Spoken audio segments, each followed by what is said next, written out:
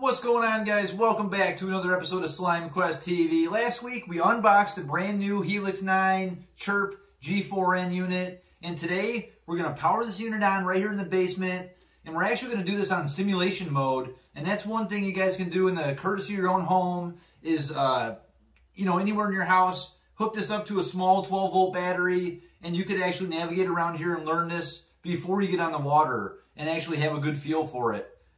If you don't want to have it in simulation mode, you could actually just hook the transducer to it in your house, hook it to the back of the unit, and it'll be out of simulation mode. And that's one way to do it too. You're not going to hurt that transducer by having it on for 30 minutes out of the water. I do it all the time. I've actually left mine on overnight by accident. Have no problems with it at all. So we're going to get right to it, guys. We're going to power this unit on, go over all the menu settings, stuff like that, how to change different frequencies for the 2D sonar, and stick with us, guys. We're going to dive into it right now. For this unit on, all you want to do is hold this power button right here in the lower right-hand side for 2 seconds until this light lights up, and the unit is powering on right now. It does take a few seconds, so bear with me. Once you get to this next screen, you can actually hit the exit button. You usually only hit it once. In simulator mode, you might have to hit it a few more times. Now, I'm going to go over a couple of these keys here.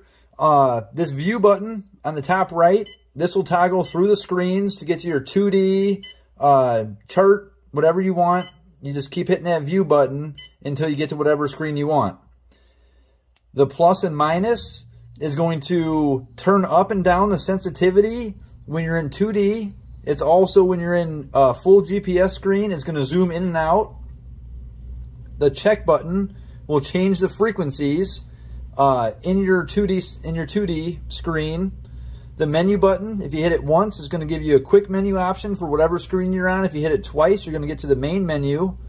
Mark is for marking waypoints. Exit is just to exit out of whatever screen you're on or the menu. Go to is actually for once you have something marked in waypoints, you can go to your waypoints. And these keys right here are quick keys for whatever screen you would like to save. So if you like this screen and you use it all the time, you could actually just hold this button down and it'll quick save that screen. So when you turn your unit on, you could actually just hit that button right there and it'll jump right to that screen that you most use.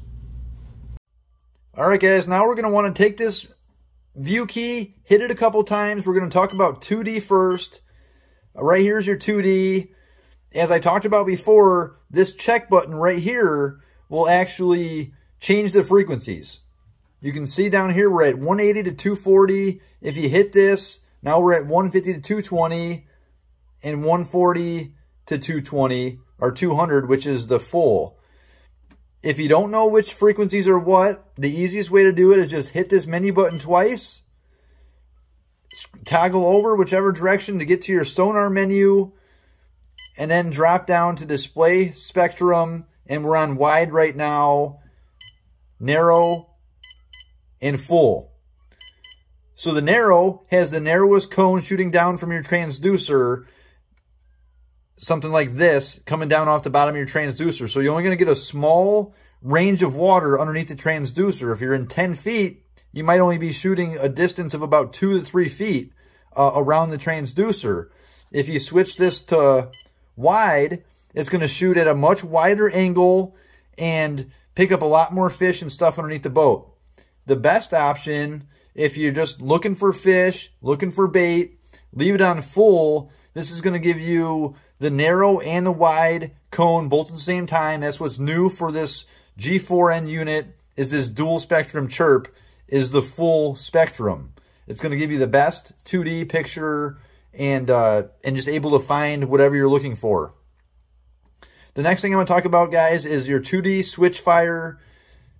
You're best to leave this on clear mode unless you're looking for zooplankton or a bug hatch, say like mayflies, dragonfly nymphs, anything like that. You can switch this actually to max mode, and you can see that the screen picks up a lot more clutter. If you're anywhere in any kind of dirty water, turbid current, anything like that, you're definitely going to want to leave this on clear mode. But if you are looking for those bug hatches, zooplankton, stuff like that, small microscopic stuff, you put that on max mode and you're a lot easier to find it right there. The next thing I want to talk about, guys, I'd exit out of there. The quick menu for your contrast and sensitivity, stuff like that. If you hit this menu button once, that is your quick menu for whatever screen you're on, whether it be in 2D or in your full GPS screen, whatever, what have you. But this will give you to your sensitivity, contrast.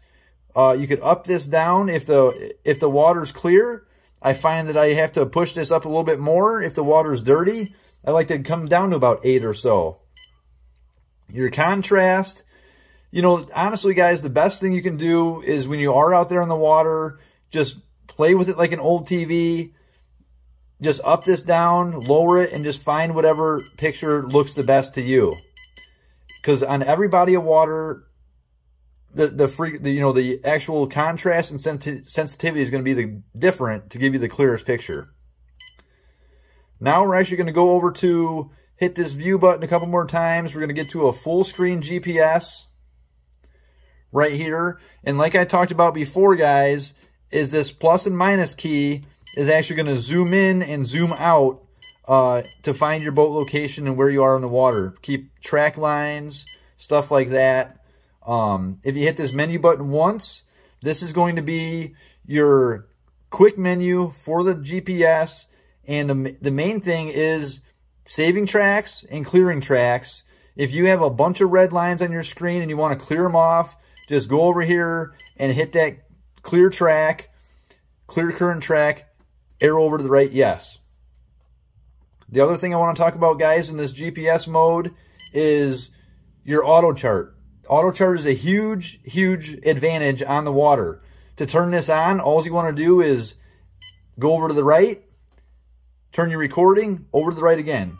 Now you're recording your auto chart live right now. You can actually see it there on the screen, and you can actually, as you drive around, it's going to show you live underneath the boat what the depth contours are, and you can create your own great map. There's a lot of other stuff on here. If you want to know about AutoChart Live, I have a bunch of videos on AutoChart Live. You can just look up on my main page at SlimeQuest TV. I'm going to turn that recording back off. All right. The next thing I'm going to talk about, guys, is just your main menu. A couple things that I use all the time in the main menu. To hit the main menu, hit that menu button twice. You're in your main menu. We talked a lot about the sonar. Your navigation tab. You can clear your current tracks in here as well. You can save your tracks. You can delete waypoints, stuff all in here. I'll make some future videos on getting more in depth in some of this stuff, but I'm just going to run through this stuff really quick just so you guys kind of know what's what. Your map source, I like to keep this on auto. If you don't have a map card in, it's going to be on the Contour XD and the Humminbird base maps. But if you put a chip in, it'll read your Navionics chip or your Chart Select chip or whatever, your LakeMaster chip, whatever kind of map chip you're running. Chart orientation, I like mine on north up. That is going to keep the north end of the map always at the top of the screen, and your boat is going to go left and right. If you want your screen to rotate and whatever direction you're pointing to be north, whether it be south, west, east, you could use that and put it at heads up. I like mine on north up, just so the map always stays the same. I know which way is north. Not too much more I do in the chart menu there, but Humminbird chart, you have your auto chart. There's a lot of different details in your auto chart here, different transparencies, all this stuff. Like I said, if you want to know more about auto chart, check out one of my videos on just auto chart because it gets pretty in depth. Shallow water highlight. I like my shallow water highlight on, especially when I have a good map card in. It's going to save your prop. You can set it to, say, 5 feet. So whenever you're coming up on shallow water, it's going to highlight it in red, and you're going to be, you're going to know you're coming up on shallow water. Also, if you're looking for a certain depth that fish are holding in, you could actually highlight a depth, and you can have the minimum maximum. So if I see that a lot of fish are in 15 to 20 foot of water, or say 17, I could drop this minimum to 15 and a maximum to 20, and it's going to actually highlight all that water that's 15 to 20, and you can actually break down a lake a lot faster that way. Your water level offset, if you fish a lake that rises and lowers a lot, you could actually, and you get out there and your map's showing you're in 5 foot and you're actually in 10 foot, you can take this and offset this level up 5 feet, and that's going to change your entire map to plus 5 feet.